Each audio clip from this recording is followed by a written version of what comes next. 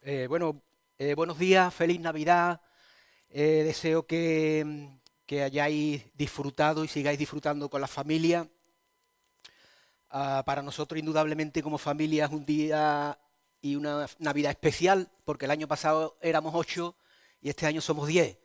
Así que para nosotros es un privilegio de poder estar aquí. En este caso, además, tengo a mis hijas y a mis hijos y a mis nietos este domingo aquí conmigo. Falta Elena y Rafa, que como sabéis, bueno, ellos están pastoreando una iglesia en Madrid, en Sevilla, y entonces, pues lógicamente no pueden estar aquí, pero para mí y para mi mujer es un privilegio que ellos puedan estar aquí con nosotros. Y bueno, todos sabéis un poco los acontecimientos de Carmen, su nacimiento y todo ese proceso que sigue, pero que hoy está con nosotros y podemos disfrutar. Y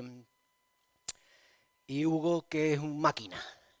El Hugo es impresionante. Es la tranquilidad, es lo opuesto a Carmen. Carmen es muy nerviosa y muy inquieta y Hugo es lo contrario. Es todo paciencia, todo es observar, todo es...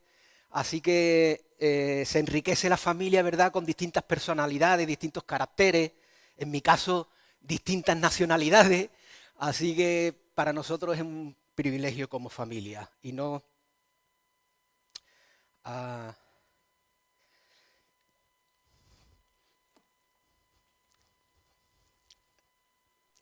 no puedo más que honrar al Dios que sirvo. Eh, Mi boca se llena de alabanza y de adoración al Dios que creo, a la persona de Jesús que pagó el precio de mi pecado y no hay palabras en mi boca que puedan ah, expresar todo lo que pueda sentir y todo lo que pueda decir acerca de la generosidad de Dios conmigo, de su amor, su compasión, su bondad, su misericordia. La verdad que... gracias. La verdad que me gustaría decir tantas cosas de gratitud y de honra a Dios que no, mi mente no genera todo lo que yo desearía decir hacia Él, ¿no? Ah, Me gustaría deciros también,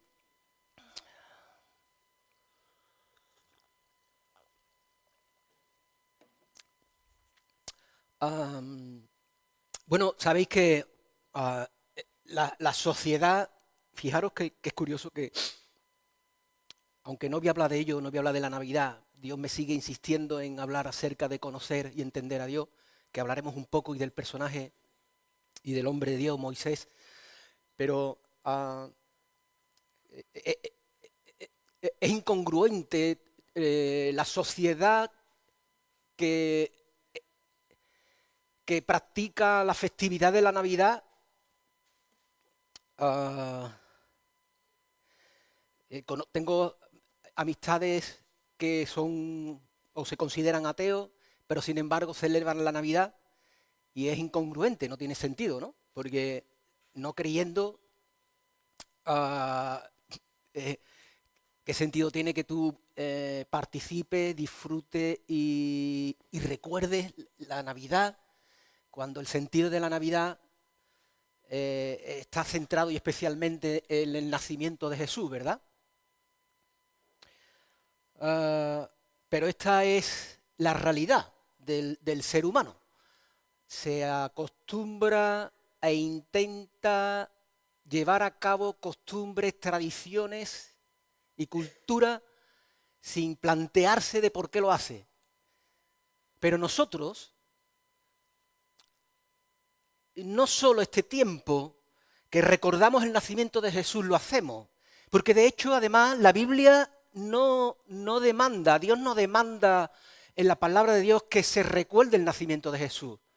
Fijaros que lo que demanda que recordemos es lo que hemos hecho hace un momento, la muerte y la resurrección de Jesús, pero la palabra de Dios no demanda que nosotros recordemos el nacimiento de Jesús, que no está mal, que está bien, pero porque nosotros recordamos el nacimiento de Jesús y en nuestra vida todos sabemos perfectamente qué significó el nacimiento de Jesús, que fue el Dios hecho hombre, y lo recordamos todos los domingos, no por esta festividad que recordamos. De hecho, el acontecimiento de la festividad de la Navidad nace para contrarrestar una festividad pagana.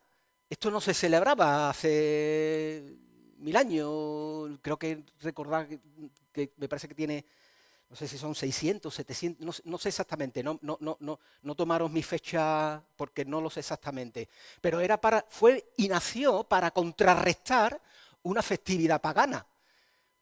Ya que se estaba celebrando en esa fecha una festividad pagana, de hecho Jesús tampoco nació el día 25.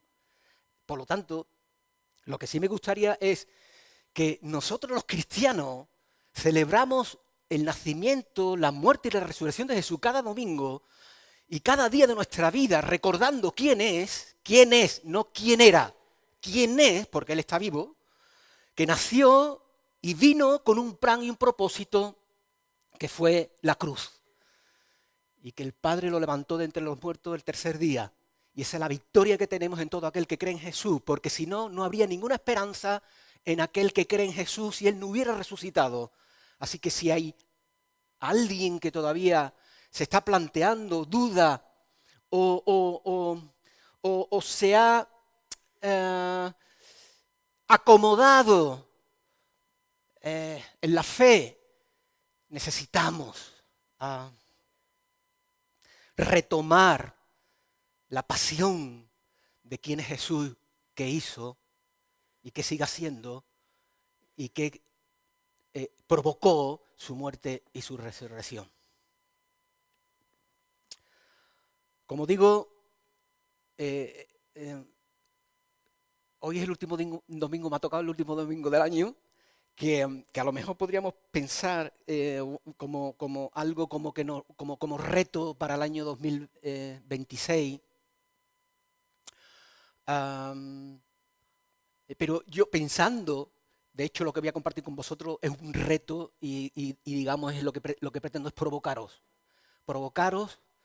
en la pasión, en el fundamento, en el deseo, en el anhelo, en la sed de conocer y entender a Dios.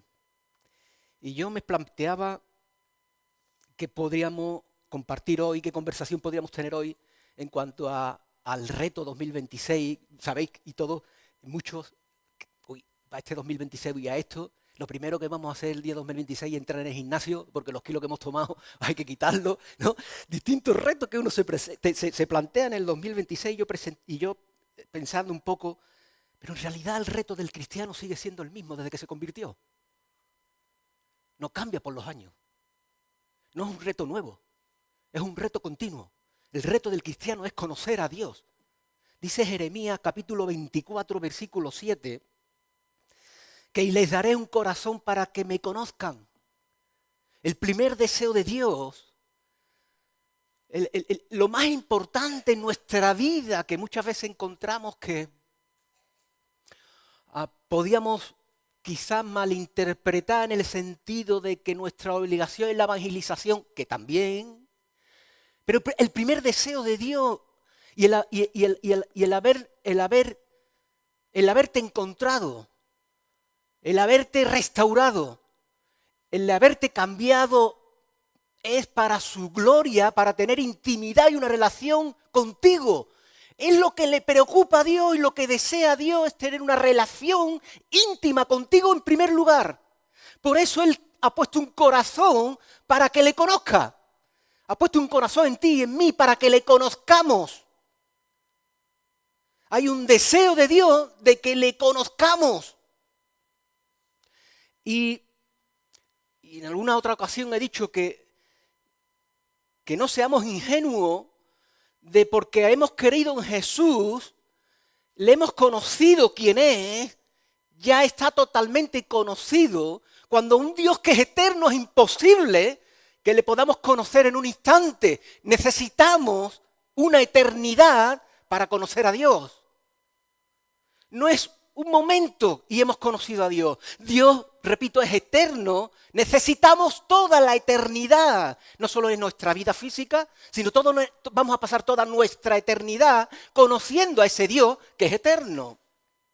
Y vamos a ver un ejemplo en la persona de Moisés, en ello, ¿de acuerdo? Hace 2 semanas Juanmi nos recordaba acerca de la diferencia, que aunque había una similitud, pero había una diferencia, ¿verdad? La inteligencia y la sabiduría. Y cómo, por muy inteligente que uno pueda ser, sin embargo, su actitud o su acción o sus maneras de proceder no son sabias. La inteligencia, aprendíamos que no necesariamente la inteligencia daba a la persona el hacer o ser sabio en cuanto al proceder, en cuanto a la acción, en cuanto a las decisiones. De hecho, Dios, imaginaos, Dios no se va entre las ramas y Dios estipula, Dios dice que aquel que es inteligente, pero no tiene temor de Dios, es un necio. Dios califica a la persona, aún muy inteligente, pero que no tiene temor de Dios, como dice en Proverbios, el principio de la sabiduría, que se compartió también ese domingo. El principio de la sabiduría es el temor de Dios. Y Dios califica a aquel que puede ser muy inteligente, pero que rehúsa creer en Dios, creer en Jesús, le llama necio. Dios no se anda por las ramas.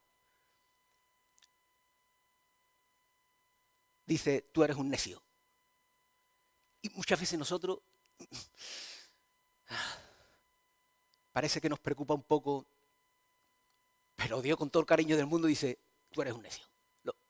Lo establece. Fijaros que Él diga de ese tipo de personas, que además Dios no renuncia a las personas inteligentes, que quede claro, que quede claro. El texto lo que está diciendo es que de nada sirve que pueda ser muy inteligente, pero que a la hora de tomar una decisión, de proceder, etcétera, etcétera, no muestre la sabiduría. Por eso se distinguía la inteligencia de la sabiduría. Pero yo me preguntaba cómo nosotros, todos aquellos que hemos creído en Jesús, que queremos andar en el temor de Dios, que queremos ser sabios, ¿cómo podemos temer y amar a Dios si no lo conocemos? Sin el temor no se puede amar a Dios.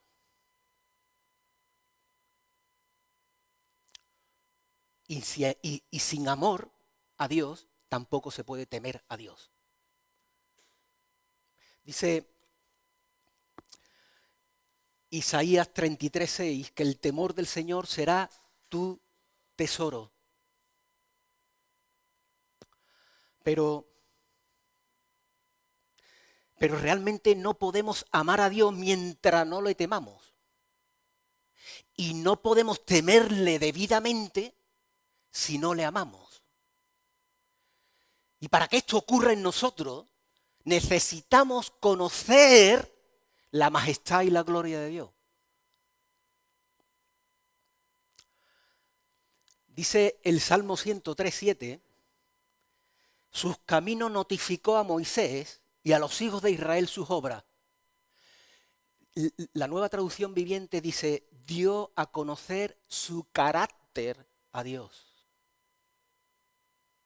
Necesitamos conocer los caminos de Dios, necesitamos conocer el carácter de Dios para temer a Dios adecuadamente y amar a Dios apasionadamente. No podemos desarrollar una adoración debida ni una alabanza como a nosotros nos convenga o nos parezca. Desgraciadamente, muchas personas creen que se le puede honrar a Dios de cualquier forma, que se puede amar a Dios de tal manera. Pero en realidad eso ocurre, y puede ocurrir también en nosotros, en aquellos que creemos en Jesús, de honrar a Dios, alabar a Dios y amar a Dios en la manera en que nosotros estamos pensando. Pero no lo hacemos a la manera de Dios. Y Dios tiene su manera, ¿eh? La manera de acercarnos a Dios es a su manera, no a mi manera. Y vamos a poner ahora un ejemplo que se encuentra en Levítico, los dos hijos de Aarón. El hecho de no temer a Dios como deberíamos de temerlo, amar a Dios como deberíamos de amarlo, es provocado porque hemos bajado la gloria de Dios y la majestad de Dios a nuestro estatus. Y entonces nos creemos que realmente podemos amar, podemos temer a Dios de una forma o a nuestra forma. Cuando Dios realmente establece las formas en las que tenemos y debemos de honrar, alabar y amar a Dios. Dice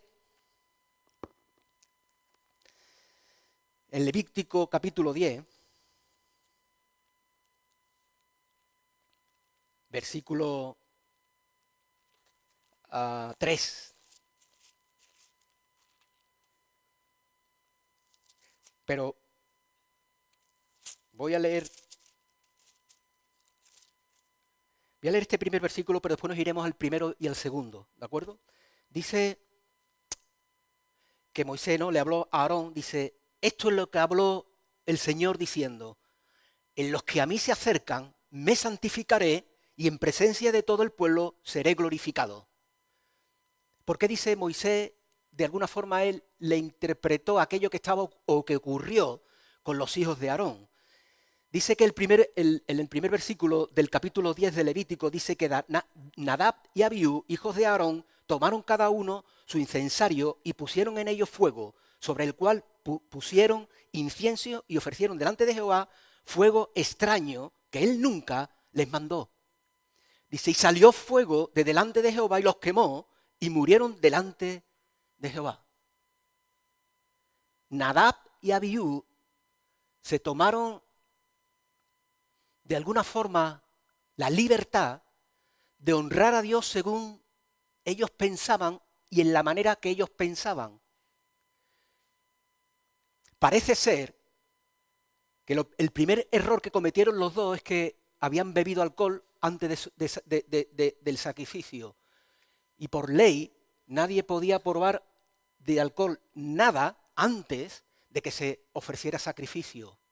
Parece ser que ellos, en primer lugar, ya habían estado un ratito haciendo estas cosas. En segundo lugar, no sé si entendéis bien lo de esto de fuego extraño. El fuego que ellos tuvieron no fueron del altar, sino donde se estaba quemando la carne. Por lo tanto, utilizaron un fuego no debido para quemar el incienso. Creyeron que podían utilizar cualquier fuego y no utilizaron el fuego del altar, que es el que tenían que haber utilizado. Y por otra parte se tomaron la libertad de hacer lo que estaban haciendo sin previamente Dios se lo mandara. Esta situación de estos dos hijos de Aarón nos muestran que Dios no recibe la honra y la gloria como a nosotros nos parezca. Hay una forma adecuada, una instrucción de cómo tenemos que honrar a Dios, de cómo tenemos que alabar a Dios, de cómo tenemos que acercarnos a Dios, y no es a cualquier manera, ni a la manera que a nosotros nos parece. Y en nuestros casos, siendo cristianos, muchas veces nos ocurre que podemos tomar decisiones porque Dios me entiende, ¿no? ¿Cuántas veces hemos escuchado esto? Porque Dios conoce mi corazón, Dios me entiende, Dios sabe cómo soy. Pues perdona, vamos a ver ahora un ejemplo del pueblo de Israel donde actúa Dios de una forma bastante impresionante. Porque creemos que Dios es buena gente. Esto nos lleva a tener esa actitud o ese pensamiento porque no lo conocemos y no lo entendemos. Sobre todo porque el hecho de conocer a Dios y entender a Dios, hemos humanizado a Dios. Hemos olvidado o no está patente en nuestro vivir diario de la gloria de Dios y la majestad de Dios. Eso le ocurrió al pueblo de Israel, pero eso nos puede y nos ocurre a nosotros. Tomamos decisiones porque le decimos a Dios que Dios nos conoce, que Dios conoce mi corazón, y tomamos decisiones inadecuadas. Y tomamos decisiones inadecuadas porque realmente el verdadero conocimiento y entendimiento de Dios, de lo que Dios es, se nos ha olvidado. Y inconscientemente nos ha ocurrido que la sociedad, la cultura, la tradición, las costumbres, nos impregnan y no nos damos cuenta que muchas cosas de la sociedad que nos han impregnado, la hemos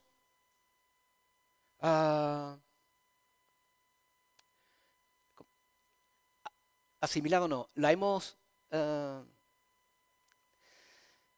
hecho como algo natural en nosotros, y cuando tenemos que tomar una decisión o cuando tenemos que tomar en cualquier cuestión, está tan apegado a nosotros que por eso le decimos a Dios, bueno, Dios, tú me conoces, tú sabes cómo yo soy. Pero Dios sigue siendo majestuoso y Dios sigue teniendo su gloria. No podemos menospreciar la majestad y la gloria de Dios, traerlo a nosotros, humanizar a nuestro Dios. ¿Sabéis por qué también? Porque lo vamos a ver en el pueblo de Israel también, que ocurrió. Porque nos es cómodo. Tratamos traernos a Dios a nosotros, a nuestra forma, a nuestra manera de pensar, a nuestra limitación de pensamiento y traerlo a nosotros. Nos es cómodo manejar esa situación. Porque si lo manejásemos realmente como es Dios en su majestad y en su gloria, estaríamos temblando. Y nosotros tenemos que tener temor de Dios, no miedo. Pero ese temor de Dios tiene que ser un temor santo. Porque Dios es santo.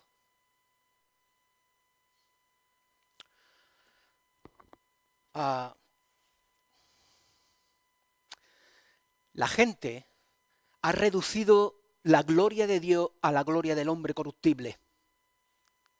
Y servimos o sirven a Dios según la imagen que nos hemos creado, en algunos casos. Y no por la verdadera imagen que Dios tiene. No hemos creado unos estándares de Dios que no tienen nada que ver con el Dios que es. Dice Isaías 29:13, este pueblo se acerca a mí, con su boca y con sus labios me honran, pero su corazón está lejos de mí, y su temor de mí no es más que un mandamiento de hombre que les ha sido enseñado. Hemos aprendido, la palabra nos enseña, tener temor de Dios, que es la sabiduría. Pero como dice Isaías 29:13, y su temor de mí no es más que un mandamiento de hombre que le ha sido enseñado. Y no puede crearse un mandamiento en nosotros, en la teoría, tiene que ser una práctica y una realidad y una vivencia de lo que significa tener temor de Dios. Y ese significado viene cuando conocemos a Dios y entendemos a Dios en el plano correcto de quién es Dios, en su majestad y en su gloria. Por lo tanto, podemos caer en honrar a Dios en la imagen que nosotros mismos no hemos creado de Dios, por nuestras propias limitaciones, ¿verdad? O por la impregnación de la cultura, sociedad, costumbre, rituales, ¿verdad?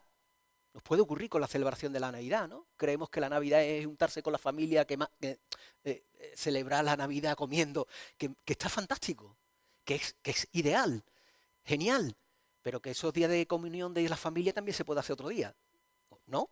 ¿Verdad? Y es igual. ¿Qué ocurre? Que podemos caer en el error de olvidarnos por qué estamos celebrando las cosas.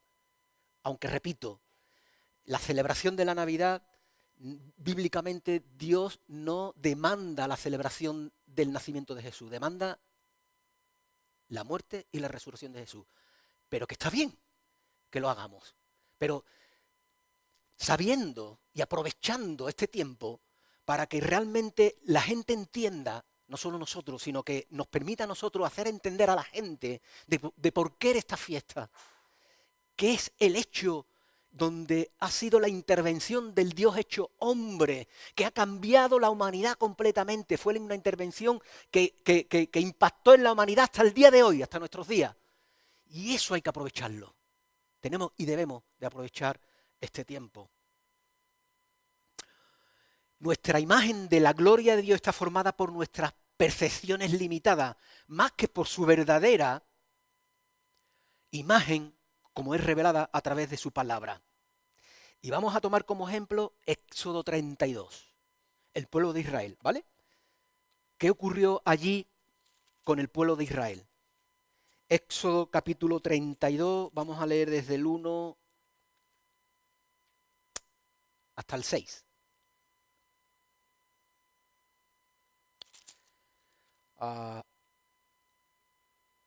Sí. Dice Éxodo 32, esto es un ejemplo de lo que ocurrió con el pueblo de Israel, que es exactamente lo mismo, aunque hace miles de años que ocurre hoy. Podemos caer en ese error. El propio cristiano puede caer en ese propio error, ¿de acuerdo? Dice que viendo el pueblo que Moisés tardaba en descender en el monte, se acercaron entonces a Aarón y le dijeron, levántate, haznos dioses que vayan delante de nosotros, porque a este Moisés, el varón que nos sacó de la tierra de Egipto, no sabemos qué le haya acontecido. Qué malo es la impaciencia, ¿verdad? Estaban impacientes ya. Ya Moisés estaba tardando demasiado. Ya estaba nervioso. Y qué grave es cuando empiezan a reunirse unos cuantos. ¿Cómo somos, no? ¿Cómo es el ser humano, verdad? Y dice que Aarón les dijo, apartad, versículo 2, apartad los zarcillos de oro que están en las orejas de vuestras mujeres, de vuestros hijos, de vuestras hijas, y traédmelo. Dice que en todo el pueblo apartó los zarcillos de oro que tenían en sus orejas y lo trajeron a Aarón. Y él los tomó de las manos de ellos y les dio forma con buril e hizo de ellos un becerro de fundición. Entonces dijeron, Israel, estos son tus dioses que te sacaron de la tierra de Egipto. Y viendo esto a Aarón, edificó un altar delante del becerro y pregonó a Aarón y dijo, mañana será fiesta para Jehová. Y al día siguiente madrugaron y ofrecieron holocausto y presentaron ofrendas de paz y se sentó el pueblo a comer y a beber y se levantó a regocijarse. Lo primero que podemos aprender de esta cuestión en cuanto a la sociedad, la cultura, las costumbres. El pueblo de Israel estuvo 400 años en Egipto, porque podíamos preguntarnos, oye, ¿por qué hicieron un becerro de oro? La tradición, la cultura y la creencia del pueblo egipcio estaba lleno de imágenes de animales. Eso impregnó al pueblo de Israel y lo lleva a cabo haciendo un becerro. La imagen de Dios la menguaron a un animal porque ellos mismos convivieron en la cultura y tradición del pueblo egipcio y hicieron un becerro porque en sus mentes estaban recordando los dioses de Egipto que eran animales. Hicieron un becerro de oro. Esto nos puede ocurrir a nosotros en nuestra sociedad hoy. ¿Sabéis por qué? Porque el mensaje de la sociedad de hoy es yo, el hombre, yo, yo y yo y yo.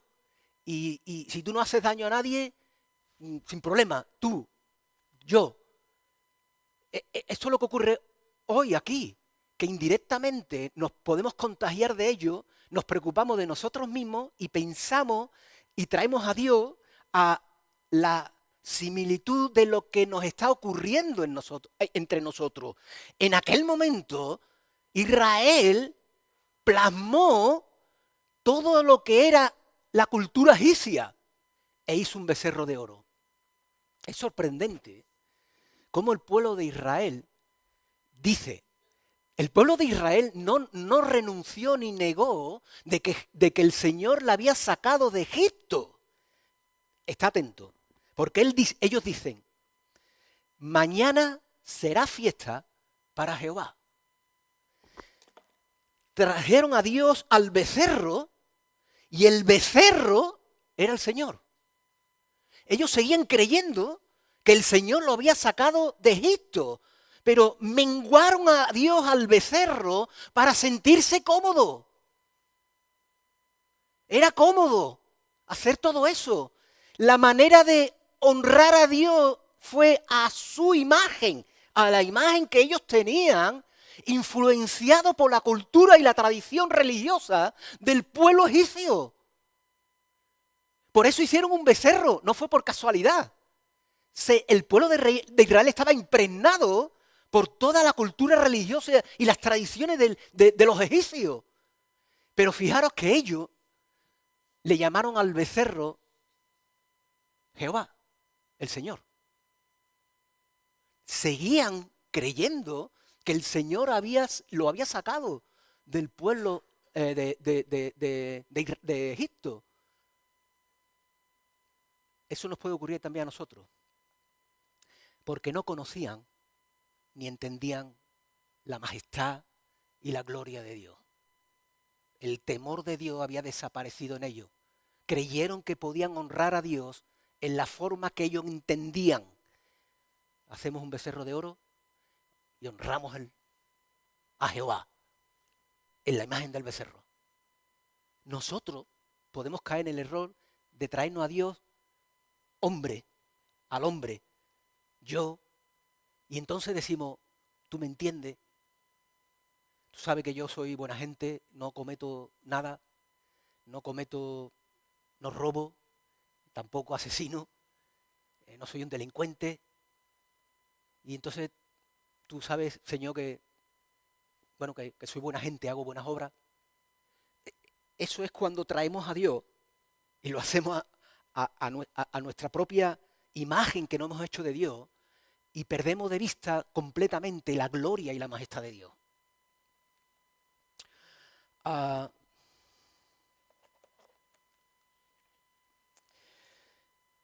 Decía, cuanto más extensa es nuestra comprensión de la grandeza de Dios, aunque es incomprensible en sí misma, más grande es nuestra capacidad de temor o referencia o reverencia por Él. Dice el Salmo 145:3 que grande es el Señor y digno de suprema alabanza y su grandeza es inescrutable. Necesitamos recordarnos que su grandeza es inescrutable. Su majestad es grandiosa. Su gloria es extraordinaria. Y podemos conocer a Dios. ¿Sabéis cómo podemos conocer a Dios? Porque la siguiente pregunta podría ser, bueno, ¿yo cómo puedo conocer a Dios, no? ¿Cómo puedo entender a Dios, verdad? Conociendo sus caminos, conociendo su carácter. Como dije en el Salmo 103:7 decía, sus caminos notificó a Moisés y a los hijos de Israel sus obras. Él notificó sus caminos. La Nueva Traducción Viviente dice, dio a conocer su carácter. Necesitamos conocer a Dios. Y conocer a Dios es conocer sus caminos. Necesitamos conocer su carácter. Y el hecho de conocer los caminos de Dios y su carácter, ¿en qué se traduce esto?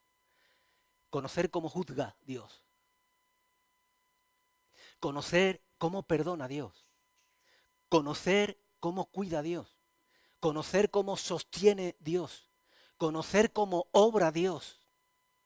Si nosotros conocemos los caminos de Dios y el carácter de Dios, nuestro temor y amor a Dios será el adecuado. Porque entonces estaremos viendo la verdadera gloria y majestad de Dios. Necesitamos conocer los caminos de Dios. Pues vamos a ver un ejemplo en cuanto a qué caminos, hoy voy a dar 3. ¿Qué caminos son los caminos que Dios enseña para conocer el carácter de Dios? ¿Cómo se revela Dios en los caminos que tenemos que conocer, donde se revela el carácter de Dios? Nos tenemos que ir entonces a Éxodo 33, vamos a coger como ejemplo a Moisés, y vamos a leer desde el 1 hasta el 18.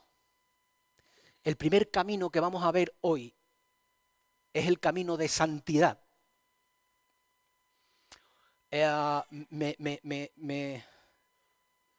Me abruma esto, me quedo sin palabras y he descubierto algo impresionante en cuanto a la esencia y el carácter de Dios, en cuanto a la santidad, porque me preguntaba por qué la Biblia enseña, y lo dice 3 veces, que Dios es santo, santo, santo, y ninguno de los atributos del carácter de Dios no se dice como la santidad 3 veces. Ahora entiendo perfectamente cuál es esto. De hecho, la primera revelación del atributo de Dios, de la esencia, del carácter de Dios que le revela a Moisés es la santidad de Dios. ¿Recordáis en la zarza ardiente, que ya lo había compartido con vosotros? La primera, qué deseo de Dios, de que entendamos, que conozcamos a Dios, de que Dios sigue siendo santo. Y lo primero que le dijo y le enseñó a Moisés es el camino de santidad. La tierra donde tú estás, quítate las zapatillas de los pies porque estás andando, estás pisando tierra santa. Es la primera revelación que le da Dios a Moisés en cuanto a los caminos de Dios. Los caminos de Dios son de santidad. Y es la primera revelación que le da Dios en cuanto a esos caminos a Moisés. Y ahora entiendo perfectamente el porqué la palabra de Dios revela su santidad y lo anuncia 3 veces. Santo, santo, santo. Y fue algo, de momento, entendí perfectamente con relación a los otros atributos y al carácter y la esencia de Dios, de lo que Dios es. Y ahora entendía que el juicio de Dios está envuelto en su santidad. Cuando Él juzga, no solo es perfecto su juicio, sino que es santo. La ira de Dios no solo es perfecta, sino está envuelta en la santidad de Dios. El amor de Dios, que es un amor correcto, es un amor perfecto, se manifiesta en santidad. La sabiduría de Dios, Él es sabio perfecto, su sabiduría es perfecta, pero es sabiduría santa de Dios. Me quedé impresionado.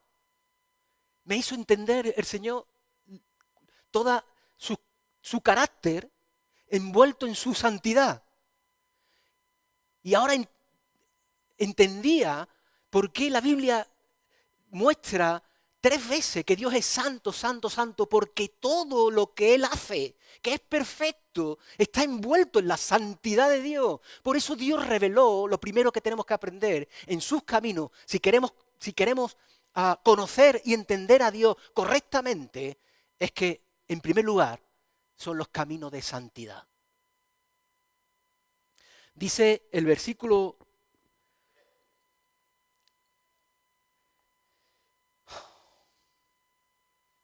1, bueno, vamos a leer primero del 1 al 6, ¿de acuerdo? Si os parece, porque si no se va a alargar, tampoco quiero alargarme mucho. Dice que el Señor dijo a Moisés, anda, sube de aquí tú y el pueblo que sacaste de la tierra de Egipto, a la tierra de la cual juré a Abraham, Isaac y Jacob, diciendo, a tu descendencia la daré. Y yo enviaré delante de ti el ángel y echaré fuera al cananeo y al amorreo, al eteo, al fereceo, al heveo, al jebuseo a la tierra que fluye leche y miel. Pero yo no subiré en medio de ti, porque eres pueblo de dura cerviz, no sea que te consuman el camino. Y oyendo el pueblo esta mala noticia, vistieron luto y ninguno se puso sus atavíos. Pero el Señor había dicho a Moisés, di a los hijos de Israel, vosotros sois pueblo de dura cerviz, en un momento subiré en medio de ti y te consumiré. Quítate pues ahora tus atavíos para que yo sepa lo que te he de hacer. Entonces los hijos de Israel se despojaron de sus atavíos desde el monte Oreb. Seguiremos después, pero me gustaría destacar aquí lo que está destacando la palabra de Dios en cuanto a Moisés, en cuanto a su pueblo, en cuanto a primero, los caminos de santidad. Conocer el carácter y los caminos de Dios es conocer que Dios es santo.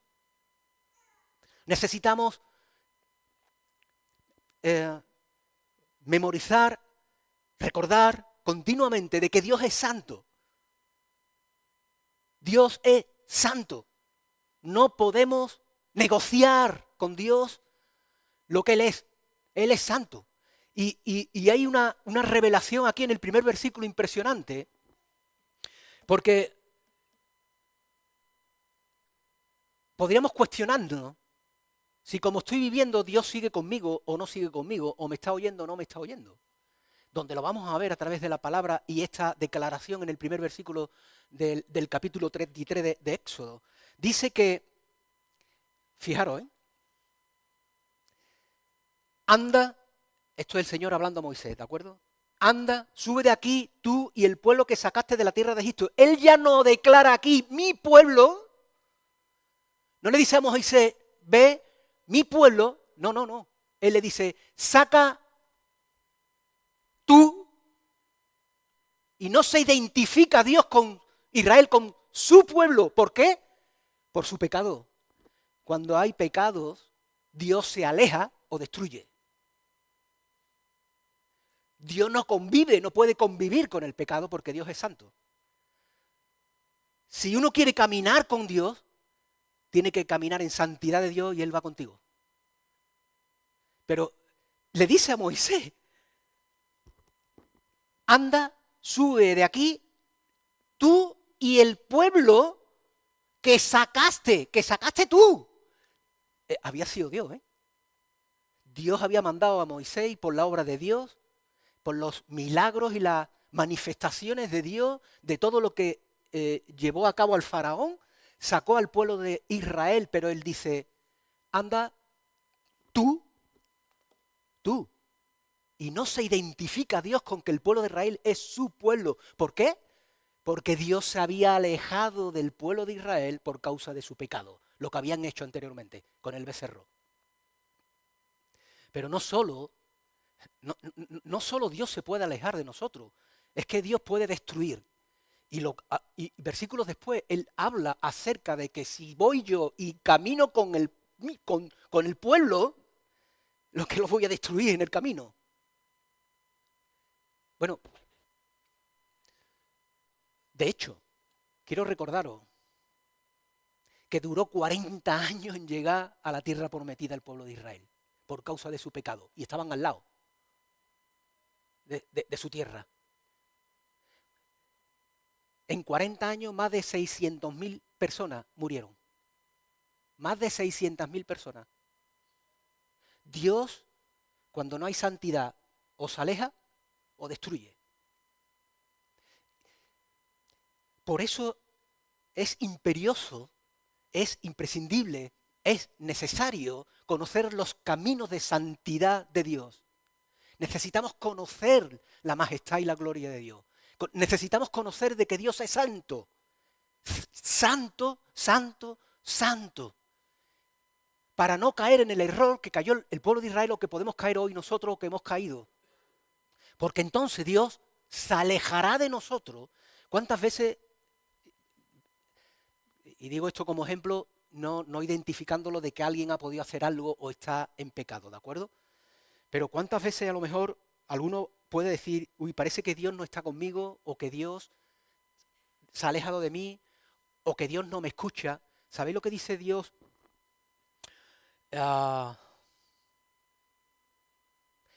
Isaías 59:2 dice, vuestros pecados han hecho ocultar de vosotros su rostro. Quiere decir, el rostro de Dios se ve oculto para no oír. Y entonces uno puede preguntarse en algún momento de nuestra vida cuando hemos orado a lo mejor, que he dicho, a lo mejor Dios no me escucha, tendría que examinar mi situación. Porque ¿qué dice la palabra de Dios? Que Dios no escucha, ¿eh? Y son sus hijos. Porque Dios no puede convivir con el pecado. Dios no negocia su santidad. No negocia contigo para decir, bueno, puedes hacer o te voy a permitir. No, Dios o se aleja o destruye. Hasta que puede llegar un momento que digamos, oye, ¿por qué no me escucha Dios? Parémonos, analicémonos. ¿Qué estoy haciendo? ¿Qué no estoy haciendo? ¿Cómo estoy llevando mi vida? ¿Cómo no estoy llevando mi vida? ¿Estoy realmente conociendo los caminos de santidad que me está enseñando el Señor a cómo debo de vivir? Porque si llevo una vida de santidad, Dios viene conmigo. Si no llevo una vida de santidad, Dios se aleja. Por lo tanto, necesitaríamos reflexionar en ese momento determinado, que viene a nuestra mente, bueno, ¿por qué no me escucha Dios? Porque a lo mejor, y digo a lo mejor, no necesariamente uno esté, a lo mejor una impresión de uno que dice, no me está escuchando, pero necesitaríamos hacer una reflexión personal para saber realmente cómo estoy caminando con Dios, cómo estoy conociendo el carácter de Dios para que influya en mi vida para andar en los caminos de santidad. ¿Y sabéis qué significa santidad? Una de las interpretaciones de la palabra de santidad es apartado para un propósito específico. Tú y yo hemos sido apartados para un propósito específico.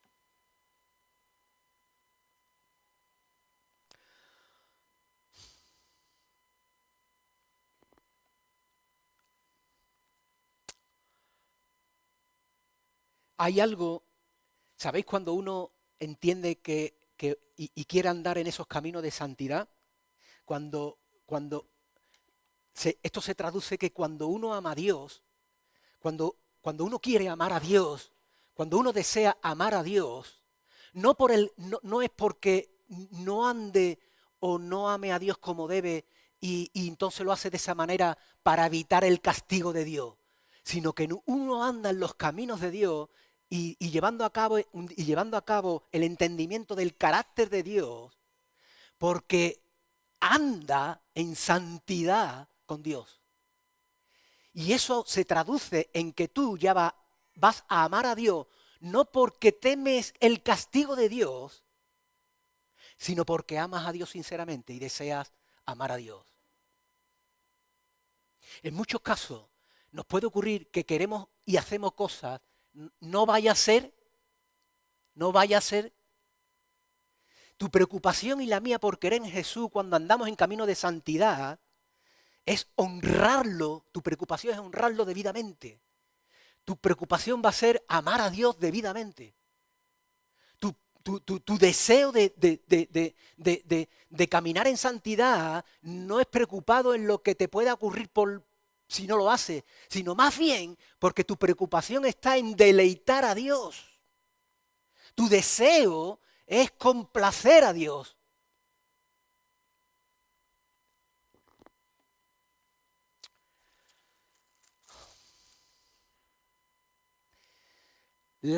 El camino de santidad es imprescindible y esencial para experimentar la intimidad con Dios. Dije al principio que leímos el texto que nos había puesto un corazón para conocerle. Por decirlo, para que nos entendamos, la primera preocupación de Dios en ti y en mí es que tú tengas una relación de intimidad con Él. Lo que le preocupa a Dios y quiere Dios es primero, ante todo, cuando te has convertido, es tener una relación contigo. Eso es lo primero que Dios quiere, que tú tengas una relación con Él. Después hará las demás cosas y vas a hacer las demás cosas. Pero lo que Dios desea en primer lugar es tener una intimidad contigo. Relación contigo. Y esa relación, en primer lugar, tiene que ser de santidad, reconociendo la majestad y la gloria de Dios.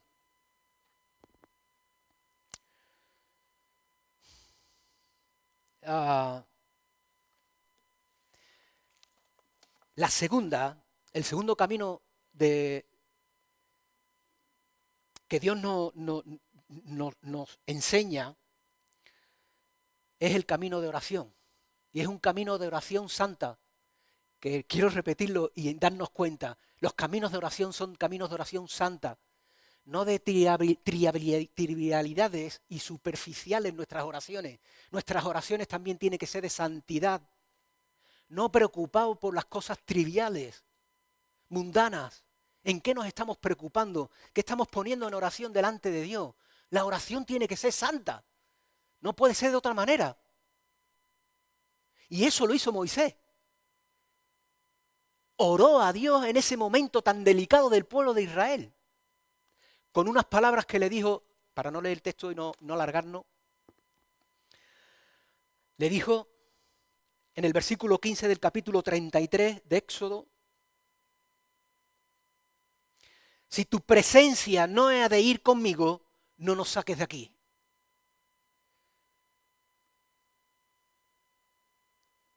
No sé si os habéis dado cuenta que Dios, por decirlo para que nos entendamos, no dejó tirado al pueblo de Israel cuando le dijo, yo no iré contigo.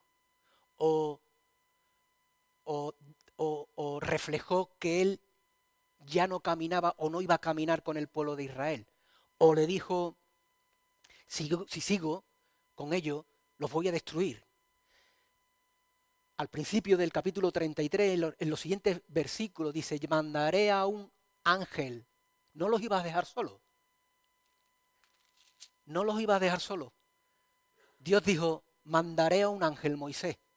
Pero Moisés aquí está demandando no un ángel.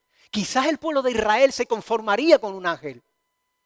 O con el ángel que le iba a mandar Dios para acompañar al pueblo de Israel a la tierra prometida. A lo mejor el pueblo de Israel le diría, bueno, sí, nos basta con que nos acompañe el ángel. Pero Moisés no se conformó, había pasión, deseo, anhelo. ¿Por qué? Porque lo que da Dios no lo iba a dar ángel. Moisés no quería la bendición del ángel, quería el dador de la bendición, que es Dios. Moisés se estaba preocupando y deseaba y anhelaba, Dios, ven conmigo, no quiero un ángel. Yo te quiero a ti, yo no quiero la bendición. Yo te quiero a ti, tú eres el dador de la bendición. ¿Por qué? Porque el ángel tiene sus cualidades limitadas. Dios iba a fortalecer la vida del pueblo, Dios iba a dar la fe al pueblo, Dios iba a dar la victoria al pueblo, pero no el ángel. Y el pueblo quizá con esa mentalidad de haber traído a Dios aquí, a mi imagen, a la imagen mía, se hubiera conformado con el ángel, pero Moisés no. Moisés oró a Dios y le dijo, si tu presencia no va conmigo, no me saques de aquí, o no nos saques de aquí. Moisés no quería la bendición de Dios. Renunció a su bendición. Lo que quería era Dios mismo con él. Y eso es lo que tenemos que creer nosotros. No es la bendición, orar por la bendición de Dios, sino orar por el dador de la bendición. Dios es el dador de esa bendición. Y Moisés oró con esa oración santa reflejado en que Dios, te quiero a ti. Yo no quiero al ángel.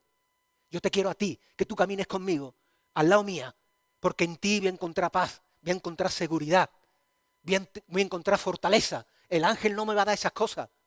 Sí, puede bendecir en algún aspecto, en un cuidado, ¿vale? Pero Moisés dice, no, Dios, yo no quiero eso. Yo te quiero a ti al lado mía. No quiero una bendición de ti, te quiero a ti conmigo. ¿Sabéis cuando desarrollamos una oración como comunidad o como personas en nuestras casas, en los lugares que tengamos asignados para orar, cuando es una oración santa, ¿sabéis el pasado en la oración? Cuando es una oración santa, el pasado no se puede cambiar. Ahora bien, los efectos del pasado Dios los cambia. Repito, cuando hacemos oraciones santas, Dios no puede cambiar el pasado, no cambia el pasado, no se puede cambiar el pasado. Ahora, los efectos del pasado, lo que puede, todo lo que trae el pasado de aquello que hayamos podido hacer, Dios lo cambia en el presente. Pero no solo lo cambia en el presente, sino esa oración es para el futuro, nuestra manera de vivir. Por lo tanto, hagamos oraciones santas, segundo camino o carácter de Dios.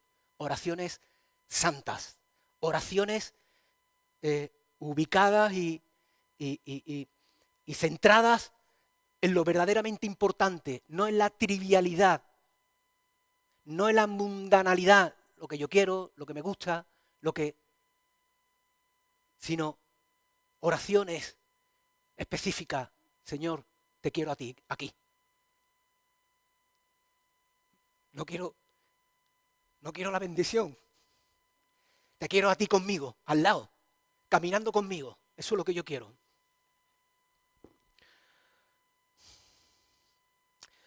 ¿Por qué? Porque estos caminos de oración santa no son para resolver nuestros problemas.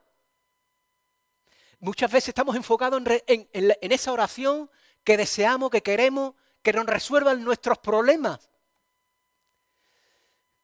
Y las oraciones santas son las que se preocupan en que la voluntad de Dios sea hecha aquí, en la tierra, como se hace en el cielo.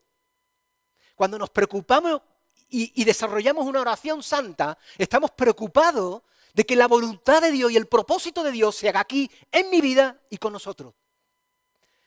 Y no nos preocupamos o no utilizamos la oración para demandar la solución de nuestros problemas, ¿verdad? Que indudablemente vamos a orar por nuestros problemas. Claro que sí, Dios está esperando que escucharlo. Pero, ¿de qué manera nos enfocamos? ¿Cuántas veces, verá, que cada uno se conteste y que si realmente con todas las veces que hemos orado, cuántas veces le hemos dicho a Dios, Señor, quiero conocerte y entenderte? ¿Cuántas veces lo hemos dicho? Señor, Dios, quiero conocerte y entenderte. Porque el hecho de pedir esa oración de conocerte y entenderte refleja que estamos deseando caminar con Dios en una oración santa.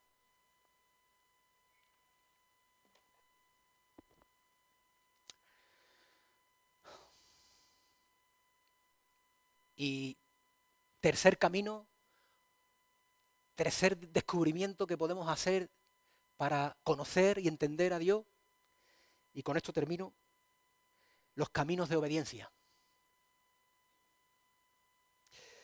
Me impresiona mucho Moisés, porque si alguien conoció a Dios, ese era Moisés, que hablaba con Dios cara a cara. Él hablaba con Dios cara a cara, y no una vez, ¿eh? Moisés estaba acostumbrado a hablar con Dios, ¿eh? Cara a cara.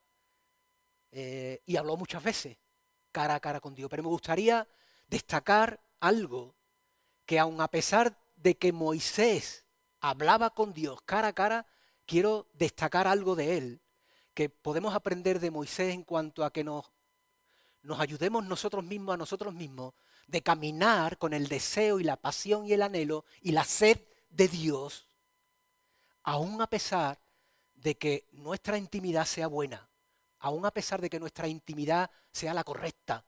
Dice Moisés en el mismo capítulo, versículo 13,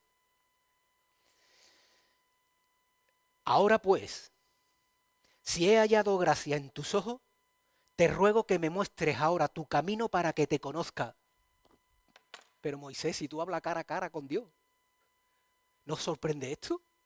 Como Moisés le está diciendo a Dios, Dios, muéstrame tus caminos, muéstrame tu carácter. Pero si Moisés hablaba cara a cara con Dios, ¿conocería en parte a Dios? Pero Moisés no se limitó a lo que ya conocía de Dios, sino Dios, yo quiero conocerte. Y para conocerte necesito que me reveles tus caminos. Necesito que tú me reveles tu carácter. ¿Sabéis por qué? Porque la preocupación de Moisés era cómo obedezco a Dios, de qué manera obedezco a Dios para honrar a Dios, en la manera de Dios.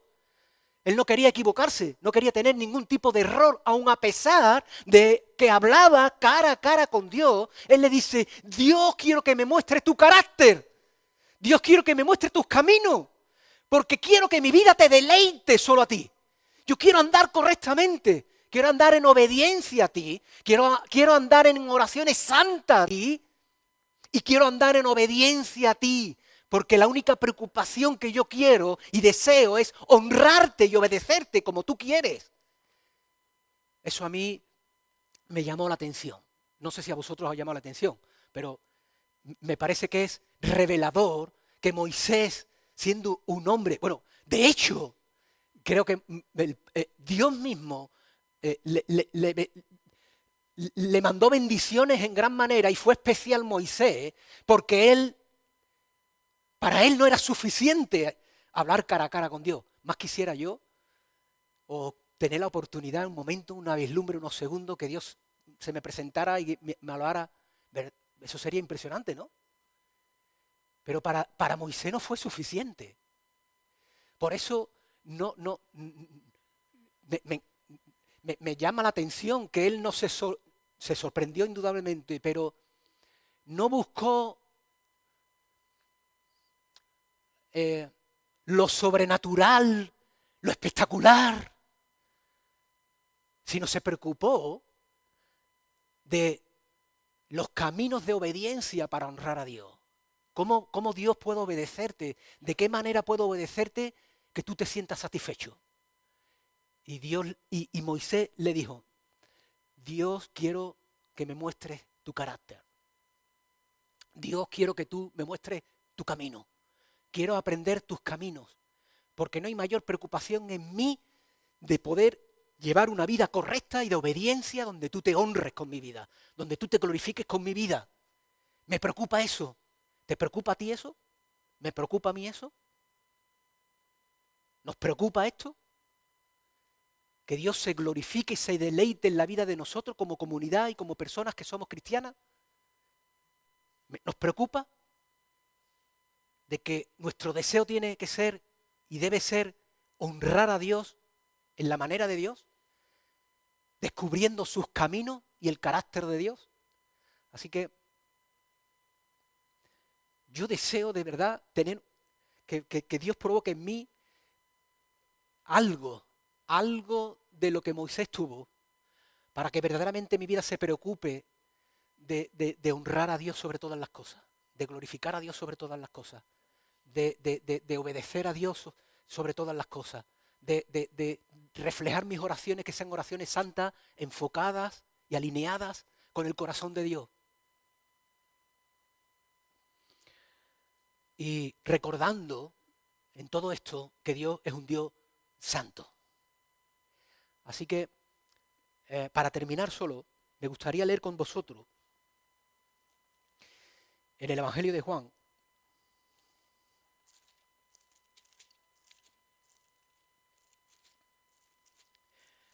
por si todavía hay alguien que no ha conocido a Jesús, no se ha dado cuenta todavía de que Jesús es Dios, que ha venido a dar la vida por ti, que realmente quiere restaurar tu vida, que quiere utilizar tu vida, que quiere darte un propósito para tu vida. O si has estado un poco siendo cristiano, descuidando tu tiempo. Dice el capítulo 1, versículos 10 y 11 de Juan.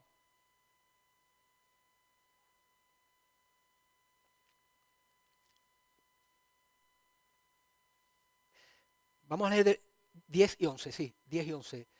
Dice que en el mundo estaba y el mundo por él fue hecho, pero el mundo no le conoció. Oh. Dios hecho hombre, Jesús viene al mundo, anda entre la gente, pero a la gente no le conoce. Eso pasa hoy. No le conocieron. No se dieron cuenta quién era. Y Jesús era Dios hecho hombre, pero no le conocieron.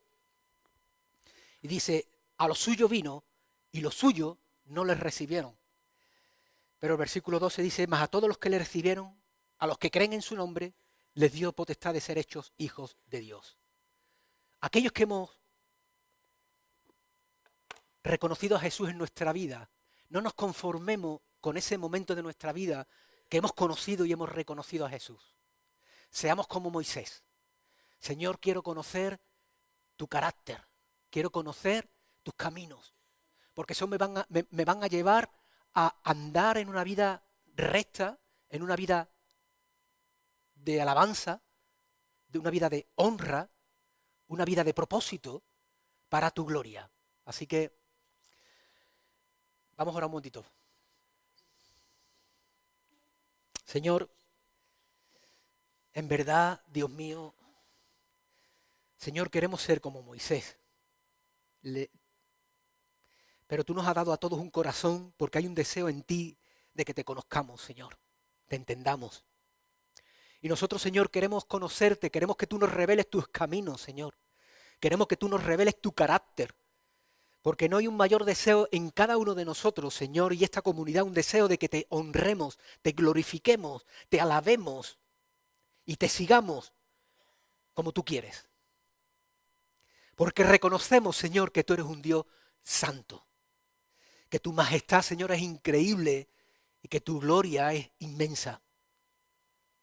Así que Dios, necesitamos de la obra del Espíritu Santo en nosotros, provocando celo, anhelo, deseo de ti, de conocerte y de entenderte, Señor. Revélanos tu carácter, revélanos, Señor, tus caminos, Señor, para que andemos en esa vida nueva como tú quieres y deseas, Señor, donde todo lo que hagamos, todo lo que digamos, todas las decisiones que tengamos que hacer, glorifiquen y honren tu nombre. En el nombre de Jesús, amén. Amén.